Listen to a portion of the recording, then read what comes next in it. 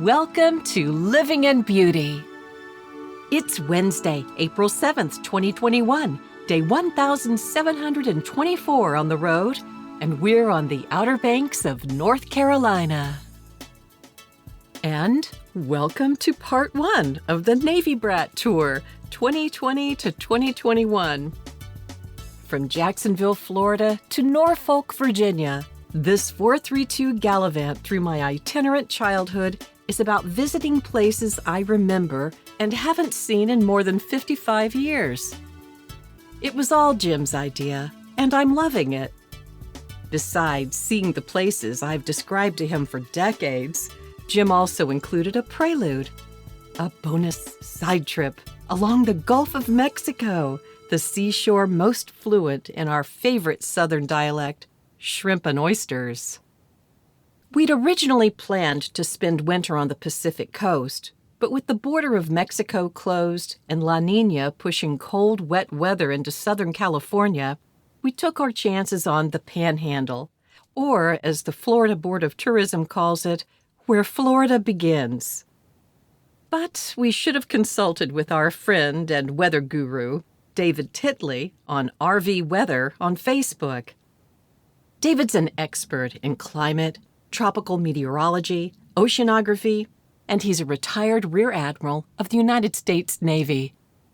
David and his wife Kathy have recently released Underway Shift Colors, a stellar Airstream travel blog.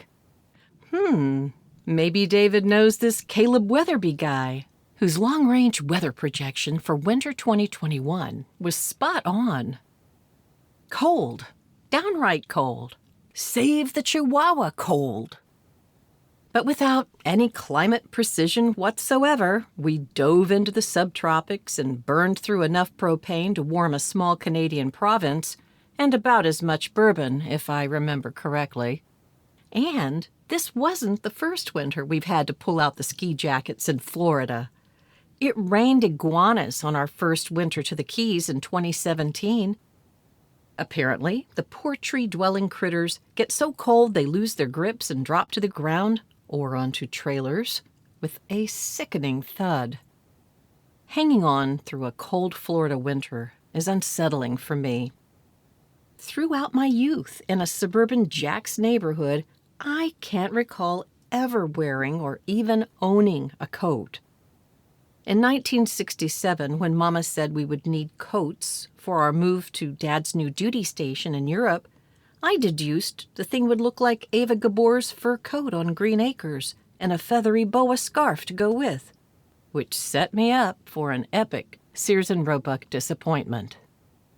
The photos we present here in a mostly sloppy storyline should not be taken as a description of our entire experience in northern Florida. For every fair day, at least 3 tragically unfair days followed. Long winter naps replaced walks on the beach. We read books, puttered about, mended, and organized. We went locker spelunking and found long-lost items and restored them to their proper places. We made pasta because, hey, why not? The abundance of inside time made Jim itch for a project, so he collaborated with my nephew Gabriel Miller in Maryland, a 3D printing wizard, on a Living in Beauty project. We had a problem. Airstream was out of the screen door slidey thing, which slides to cover the framed opening for the door handle. When the door is open and the screen door is shut, there's this rectangular gap which the slidey thing solves. But the original slidey thing, yellowed with age and damaged from constant use, developed a slight gap which provided access to no seams. That's right, Florida was insanely cold, wet, and buggy. So Gabriel kindly came to the rescue, designing and printing an even better functioning and more aesthetic slidey thing. He even gave us color options.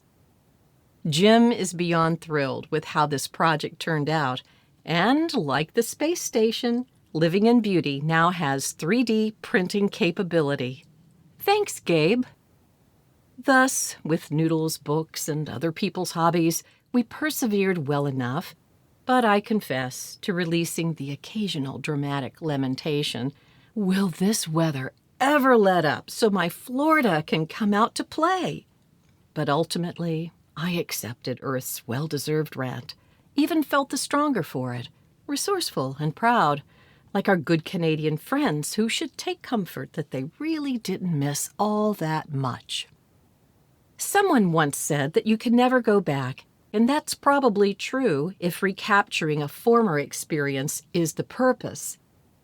But going back can also be fascinating. Other than fairer weather, I had no illusions about a reprise of my happy North Florida childhood. I grew up, Florida grew up, hey, we may not even recognize each other. So I set my sights on fascinating.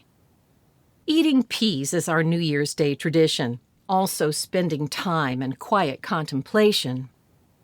So on January 1st, under stormy skies, we pulled out of Gulf Shore State Park and headed east, crossing the Floribama line.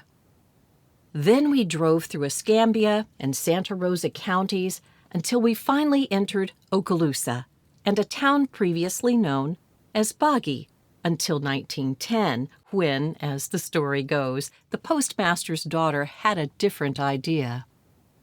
But at least the wildly popular Boggy Bayou Mullet Festival survives Niceville's former and more aptly descriptive name. This region of Florida is a haven for those seeking alone time with nature. Fred Gannon Rocky Bayou State Park served well as our hermitage for the first 2 weeks of 2021. This small state park has generously sized spaces. Once a World War II bombing range, the grounds are undergoing restoration. Camp spaces are equipped with partial hookups, water and electricity, but no sewer. There is a bathroom and an outdoor laundry facility. This park is not a resort, and there are few amenities other than quiet, scenic, waterfront access. Hey, the peas worked. We went kayaking and received a dolphin pod visitation. And from the pier, we watched a succession of storms arrive and blow out to sea. On dry days, the neighbors showed up for dinner, and on occasion, we went out for suds. With the annual Can Opener Airstream Rally in progress, we drove about 30 miles to Destin for a visit with our wonderful Airstream friends, Judy and Michael Shelley, to celebrate 2021, but the party broke early due to the potential of hypothermia. Will it be warmer 100 miles south? Well, we could only hope. We hitched up on a rainy morning and drove past Mexico Beach toward our favorite part of Florida, the Forgotten Coast, where independent businesses thrive and the corporate profile is so low they can rake it over with oyster shells. We are currently taking a break from our no reservations travel philosophy.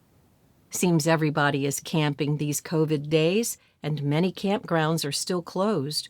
So, for the first time since we began living in beauty, we're traveling on a confirmed schedule all the way through the summer. This is not our preferred way to travel, but it'll do until some degree of normal returns. So we pulled into Presnell's RV Resort and Marina, our home for the next 30 days. Just a few miles south of Mexico Beach and Port St. Joe, Presnell's is cozied up beside St. Joseph Bay, known for its scallop habitat. We love Presnell's and our site on the canal. This is a full-service private campground with a small pool and boat launch. From here, we made 2 sunny day trips to Apalachicola in Franklin County, about a 15-minute drive from Presnell's. Apalachicola is on our unpublished top 10 favorite small towns to visit in America. This is where I stock up on toiletries at Rose's, while Jim and Pico hang out at Oyster City Brewing Company. There's an old-time soda fountain, oak-lined streets with beautiful old antebellum homes, and for curiosity seekers and historians, Chestnut Street Cemetery alone is worth the trip.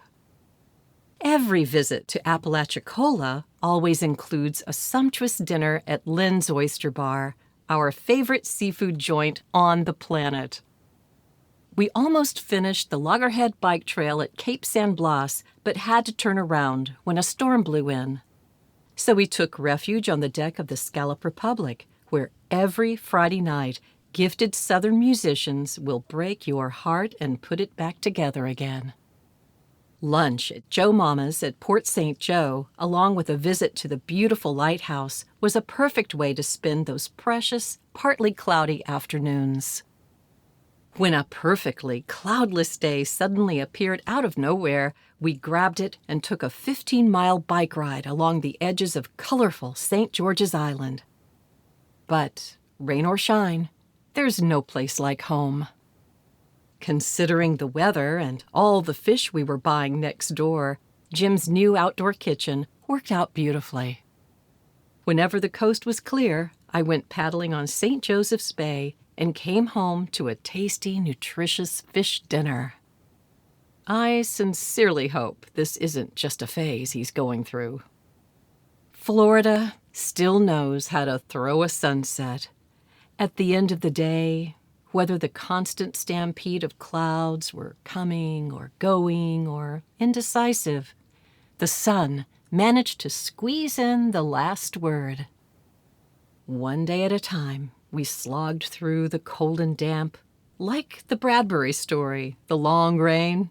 Determination and luck got us through. If that's the definition for blessed, then we were most blessed. Is there a forecast for luck? Is destiny a crapshoot? Opportunity certainly is not assigned in equal measures. Some need more luck and determination than others. I know, there are no easy answers. The gift of heaven's mercy is free. But luck, timing, and the best of all possible circumstances rush to my doorstep when I pursue my utmost good and focus on celebrating the utmost good in others. And you know what? It don't hurt you none to eat those peas.